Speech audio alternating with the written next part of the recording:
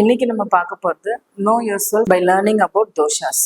So ஆயுர்வேதத்தில் மொத்தம் 3 தோஷாஸ் இருக்கு. வாதம், பித்தம் அண்ட் கஃபம். நம்ம வாத பிரகிருத்தியா, பித்த பிரகிருத்தியா, இல்லை கஃப பிரகிருத்தியான்றதை கண்டுபிடிக்கிறதுக்கு சில வழிமுறைகள் இருக்குது. அது based upon physical characteristics and mental and emotional characteristics வச்சு நம்ம கண்டுபிடிச்சிக்கலாம். ஸோ ஃபர்ஸ்ட் நம்ம பிசிக்கல் கேரக்டரிஸ்டிக்ஸ் பத்தி பார்க்கலாம். ஸோ பிசிக்கல் கேரக்டரிஸ்டிக்ஸ்ல வாதம் ப்ரிடாமினண்டா இருக்கு. ஒருத்தர் வாத பிரகிருத்தியா இருக்கிறாங்க அப்படின்னா ஃபர்ஸ்ட் அவங்க லீனா இருப்பாங்க. அவங்களுக்கு ட்ரை ஹேர் இருக்கும். ஸோ அவங்களோட ஸ்கின்னும் ட்ரையா இருக்கும். அவங்களுக்கு தூக்கம் கம்மியா இருக்கும். அவங்களோட மெட்டபாலிசம் ரொம்ப ஃபாஸ்டா இருக்கும். இதே பித்த பிரகிருத்தியா இருந்தாங்க அப்படின்னா அவங்க மீடியமா இருப்பாங்க. ஸோ அதிகமா குண்டா இருக்க மாட்டாங்க, அதிகமா ஒல்லியா இருக்க மாட்டாங்க, மீடியமா இருப்பாங்க. அவங்களுக்கு கொஞ்சம் மீடியமான ஸ்கின் டோன், ஸ்ட்ராங்கா இருப்பாங்க. தூக்கமும் மீடியமா இருக்கும். டைஜஷன் எல்லாமே அவங்களுக்கு நல்லாவே இருக்கும் பித்தமா இருக்கிறவங்களுக்கு.